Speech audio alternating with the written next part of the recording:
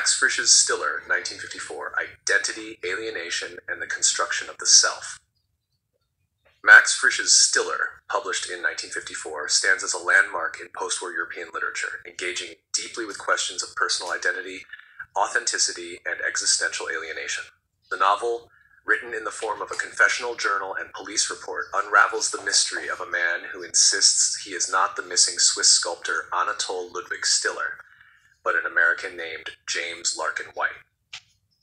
Through this paradoxical denial, Frisch constructs a psychologically layered narrative that explores the mutable boundaries between the self and society, the roles we adopt, and the possibility of reinvention. Context and structure. The publication of Stiller occurred in a post-war Europe grappling with questions of moral responsibility, personal reinvention, and national identity. Frisch, a Swiss author and architect, wrote the novel as part of his broader literary and philosophical exploration of the self. Switzerland's relative neutrality during World War II gave Frisch a unique perspective. He wrote not from the ashes of a ruined nation, but from a country reflecting on complicity, complacency, and identity in a rapidly changing world. The novel's structure is as important as its content. It consists of journals allegedly written by James Larkin White while in a Swiss prison, interspersed with notes and documents compiled by the public prosecutor Rolf. This fragmented structure creates a multifaceted narrative, emphasizing the subjectivity of memory, perception, and truth. Readers are left to question the reliability of the narrator and the authenticity of any personal narrative. Identity as performance. At the heart of Stiller lies the concept of identity as a construct, something fluid and performative rather than fixed. The protagonist's repeated claim, "Ich bin nicht Stiller, I am not Stiller," becomes both a literal denial and a metaphorical rejection of a previous self. Stiller White attempts to escape the constraints imposed on him by others' expectations, the roles of husband, artist, friend, and citizen. By denying that he is Stiller, he seeks liberation from these identities and the failure they represent. Frisch suggests that identity is not merely an innate essence, but rather a negotiation between the individual and society. Stiller is suffocated by the expectations projected onto him by his wife Julika, his friend Rolf, and others who knew him.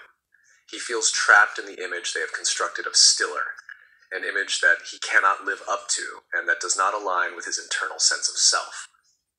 This theme resonates with the existentialist ideas popular in mid-20th century Europe. Like Sartre's assertion that existence precedes essence, Frisch presents a protagonist who wants to define himself anew. However, Stiller also reveals the difficulty of such a quest. Identity, once constructed in the eyes of others, is not easily discarded. Alienation and the crisis of the modern subject. Stiller's flight from his old identity is also a flight from intimacy, accountability, and belonging. His refusal to acknowledge his past is a form of alienation, not only from others but from himself.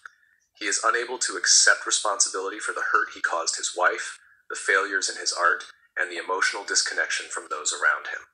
Frisch portrays this alienation as a condition of modern life.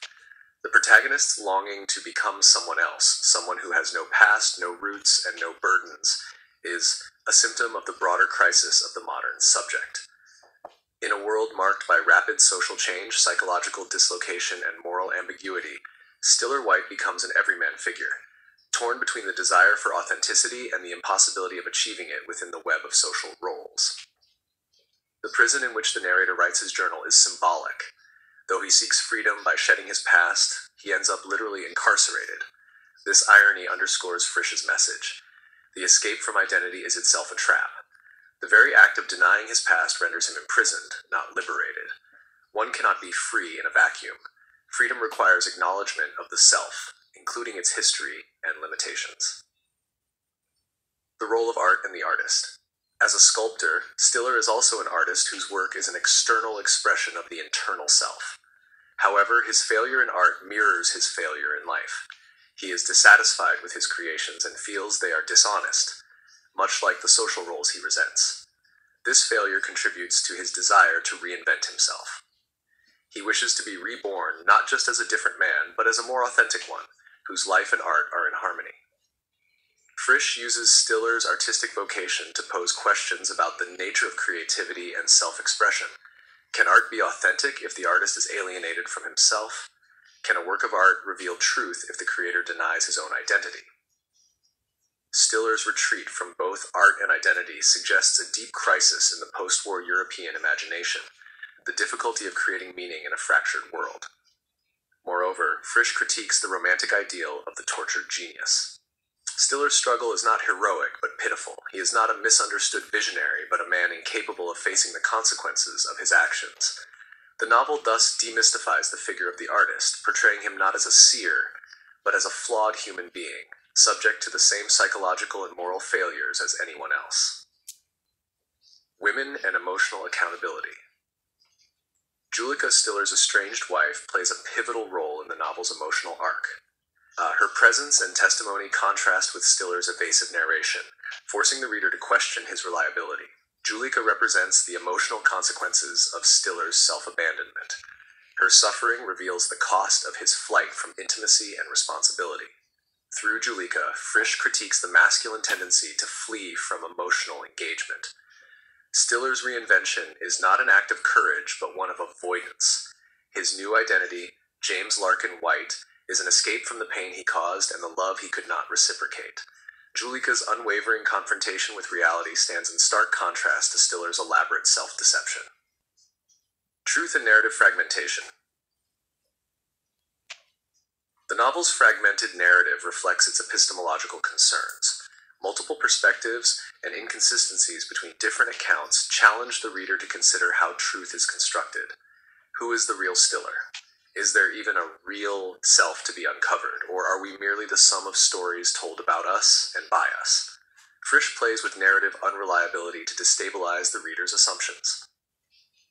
The supposed objectivity of the prosecutor's notes contrasts with the subjective, sometimes contradictory voice of the protagonist. This tension mirrors the conflict between societal identity and personal identity. The self, Frisch suggests, is neither fixed nor knowable in any absolute sense. It is provisional, elusive, and often fractured. Conclusion: the impossibility of escape. By the end of Stiller, the protagonist's identity is both affirmed and annihilated. Despite his prolonged denial, he is reabsorbed into the role of Stiller. Yet, this reacceptance is not a return to self, but a collapse into the void he tried to flee. Frisch leaves the reader with a paradox. Identity is inescapable, yet unknowable. Freedom lies in authenticity, yet authenticity requires a reckoning with one's limitations. Stiller is a profound meditation on the human condition, written in the shadow of a Europe attempting to rebuild itself not just physically, but morally and psychologically. Frisch's exploration of identity, guilt, and the longing for reinvention remains deeply relevant in today's world, where personal branding, social roles, and digital identities complicate the search for authenticity. In Stiller, Max Frisch reminds us that while we may long to say, "I am not who you think I am," we must also confront the deeper question: who then are we?